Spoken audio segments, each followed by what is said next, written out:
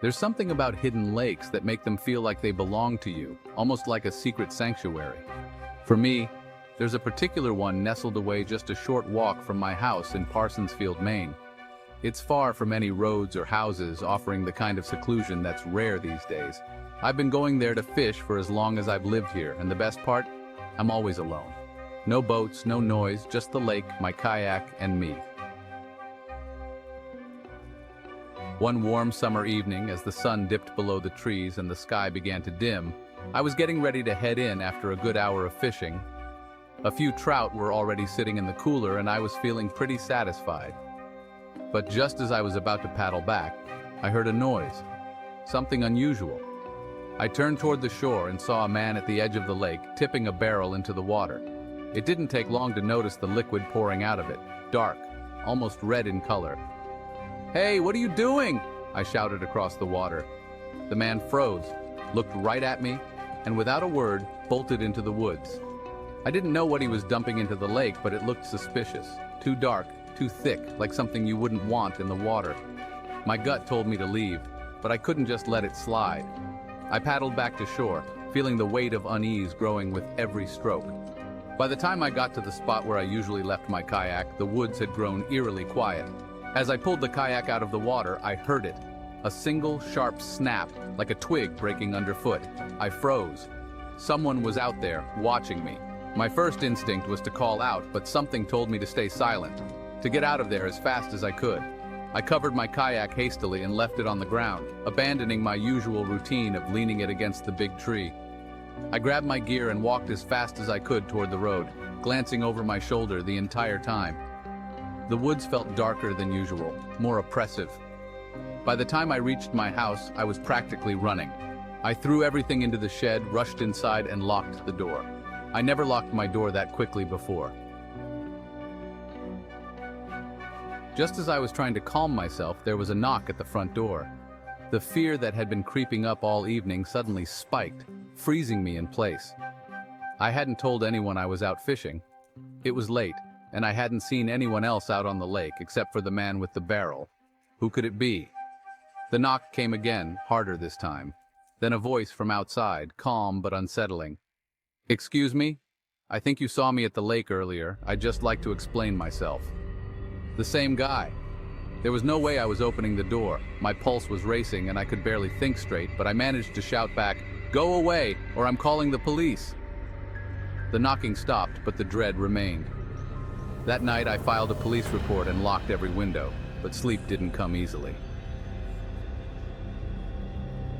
At around 2 a.m., I was jolted awake by the sound of glass shattering downstairs. Someone was in the house. I grabbed my gun and positioned myself behind the dresser, aiming at the door. Quiet footsteps crept up the stairs, each one louder than the last. The door slowly creaked open, revealing a silhouette. I flipped on the light, my gun pointed straight at him. "Get on the ground!" I shouted, my voice shaking. The man raised his hand, still holding a small blade. He didn't say a word, just turned and ran back down the stairs. I heard the front door slam, and by the time the police arrived, he was long gone. To this day, I can't shake the feeling that whatever he was dumping in the lake wasn't just garbage. Maybe it was something far worse. Trust your gut when things feel wrong. It might just save your life. It started with a series of strange clicking noises, echoing through the stillness of the woods, rhythmically erratic like a secret code meant only for the trees. The atmosphere thickened with unease as these sounds circled around Rich and his friends, piercing the silence they had come to enjoy. They exchanged nervous glances, realizing the unsettling truth. They were not alone. "Turn off the flashlights," Rich whispered urgently, his voice laced with genuine concern. The moment the lights switched off, darkness enveloped them, making the forest feel even more oppressive. The clicking stopped, replaced by a silence that seemed to smother their breaths, time stretching unnaturally as they stood frozen, uncertain of what lay ahead. What could it be?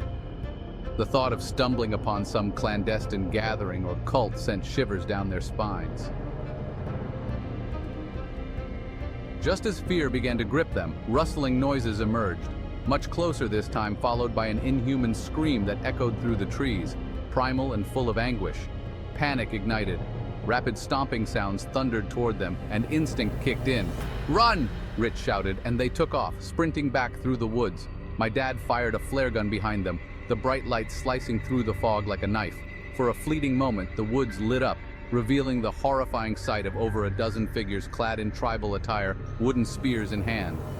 The light faded, plunging them back into darkness as Jeff screamed, almost stumbling in terror. Rich held him upright, but fear surged through them all. They fled through the underbrush, ducking under branches and leaping over roots, adrenaline driving them forward. By some miracle, they burst from the tree line, panting and disoriented, but alive. "Matthew, start the engine!" they shouted, urgency lacing their voices. He complied, the boat jolting forward just as their pursuers reached the shoreline. In the chaos, my dad fired off the last flare into the sky. Its light pierced the fog once more, revealing their pursuers standing motionless at the water's edge. At least 15 of them, a macabre sight frozen in the eerie glow. Just as quickly as it had appeared, the flare extinguished, and darkness reclaimed the night. They managed to get a safe distance away, and after a breathless silence, my dad could hardly process what had happened for nearly an hour. Adrenaline kept him functioning as they took turns keeping watch while the others slept. In the morning, as soon as the fog dissipated, they left that cursed place, shaken but alive. As they drove home, my dad reflected on the sheer terror of that night, a haunting reminder that some experiences linger long after the danger has passed. He couldn't shake the feeling of being watched, a chilling sensation that lingered long after the shadows of the woods had faded into memory. Years later, he'd find himself on another fishing trip, seeking solace in the familiar rhythm of casting a line, but the memory of that night clung to him like a shadow. As he settled onto the calm waters of upstate New York, he felt a flicker of unease whenever the wind whispered through the trees. In the tranquility of his solitude, he often thought of those dark figures and the primal scream that had sent them running. His love for fishing remained, but the haunting echo of that night transformed it from a pastime into a reminder of the dark, unexplainable moments that can linger just beneath the surface of everyday life. Each cast became a dance with the unknown, a testament to the thin line between peace and terror, a reality he had come to respect with a shiver down his spine.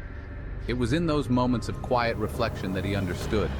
Fishing was not just about the catch, but about confronting the shadows of the past, honoring the memories that shaped him, and embracing the thrill of life itself.